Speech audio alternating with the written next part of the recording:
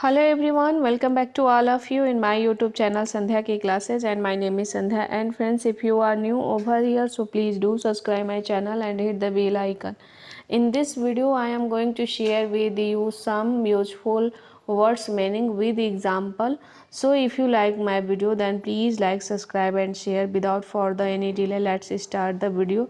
तो चलिए वीडियो की शुरुआत करते हैं। आइए जानते हैं कभी ना कभी को क्या कहते हैं। कभी ना कभी को कहते हैं ओकेजनली। वो कभी ना कभी यहाँ आएगी। ये एग्जाम्पल के तौर पे एक सेंटेंस मैं आपको बता रही हूँ कि वो कभी ना कभी यहाँ आएगी। इसकी अंग्रेजी होती है सी विल कम हियर, और लास्ट में हम ओकेजनली लिख देंगे या बोल देंगे। जब भी आपको बोलना हो कि कभी ना कभी तो वो मुझे याद करेगी, कभी ना कभी तो वो यहाँ आएगी, तो सी विल कम हियर ओकेजनली, कभी ना कभी वह यहाँ आएगी। अब हम जानेंगे कि कहीं ना कहीं को अंग्रेजी में क्या कहते हैं। कहीं ना कहीं को समवेयर कहते हैं। कहीं ना कहीं तुम मुझे याद करते हो, somewhere you miss me, somewhere you miss मी, कहीं ना कहीं। तो समवेयर मीन्स होता है कहीं ना कहीं। कहीं ना कहीं वह मुझे याद करता है, कहीं ना कहीं मैं उसे याद करती हूँ, कहीं ना कहीं मुझे उसकी याद आती है। तो जब भी कहीं ना कहीं आए तो सबसे पहले हम समवेयर का प्रयोग करते हैं। आइए जानते हैं नेक्स्ट वर्ड्स मीनिंग क्या है। अगला है कोई ना कोई। कोई ना कोई तो मैच जीत ही लेगा, चाहे विराट कोहली जीते या सचिन जीते। तो कोई ना कोई तो मैच जीत लेगा। तो आइए इसकी अंग्रेजी हम बनाएंगे। तो सबसे पहले बनाने से पहले हम जान लेते हैं कि कोई ना कोई को क्या कहते हैं। कोई ना कोई को समवन आर अदर कहते हैं, समवन आर अदर। कोई ना कोई, कोई ना कोई मैच जीत लेगा, someone or other will win the match, other will win the match, यानी कि मैच जीत लेगा। किसी ना किसी ने, any or the other, any one or the other, किसी ना किसी ने, किसी ना किसी ने तो दरवाज़ा खोला है।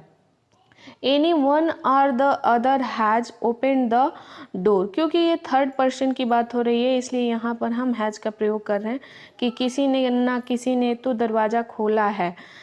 Any one or the other has open the door. अब हम ओपन थर्ड फॉर्म यहाँ पे यूज किए हैं। अब जानते हैं कि कैसे ना कैसे को अंग्रेजी में क्या कहते हैं। बाई एनी अफोर्ड कहते हैं, बाई एनी अफोर्ड। कैसे ना कैसे मैं अंग्रेजी सीख लूँगी। आई विल लर्न इंग्लिश, सबसे पहले मैं अंग्रेजी सीख लूँगी। आई विल लर्न इंग्लिश कैसे ना कैसे, मतलब किसी भी तरह करके मैं अंग्रेजी बोलना सीख लूँगी। I will learn English by any afford, कैसे न कैसे मैं अंग्रेजी सीख लूँगी। I will learn English by any afford. अब हम जानेंगे कि कुछ न कुछ को अंग्रेजी में क्या कहते हैं। तो चलिए जानते हैं कुछ न कुछ को अंग्रेजी में क्या कहते हैं। कुछ न कुछ को अंग्रेजी में कहते हैं something or the other. Something or the other means होता है कुछ न कुछ। कुछ ना कुछ तुम सोच रहे हो, ये सेंटेंस बहुत सारे लोग बोला करते हैं कि कुछ ना कुछ तो तुम सोच रहे हो। तो आइए जानते हैं इसकी अंग्रेजी क्या होती है। इसकी अंग्रेजी होती है you are something, you are thinking something or the other, you are thinking something or the other. चाहो या ना चाहो की अंग्रेजी whether, whether you want to it or not होता है। अब ध्यान रहे कि वेदर मीन्स मौसम होता है और विदर मीन्स क्या होता है, आप समझ सकते हैं। दोनों के वर्ड्स में मीनिंग सिमिलरिटी होती है, इसलिए मैं बता देती हूँ। चाहो ना चाहो, whether you want it or not you will have to pay money, तुम्हें तो पैसे देने पड़ेंगे। तुम चाहो या ना चाहो तुम्हें तो पैसे देने पड़ेंगे। इसकी अंग्रेजी होगी whether you want it or not you will have to pay money. तो आप चाहे कहीं डायरी पर या कहीं अपने दिमाग में सेट कर लीजिए कि इन सब की अंग्रेजी क्या होती है। ये अंग्रेजी बोलने के लिए बहुत ही यूज़फुल होते हैं। अब हम जानेंगे करो ना करो। करो ना करो को कहते हैं वेदर यू, और बीच में इस पे हम 1000 सेंटेंस बना सकते हैं। तुम पढ़ो या ना पढ़ो, तुम खाओ या ना खाओ, तुम अंग्रेजी बोलो या ना बोलो, तुम डांस करो या ना करो, तुम कपड़े धो या ना धो।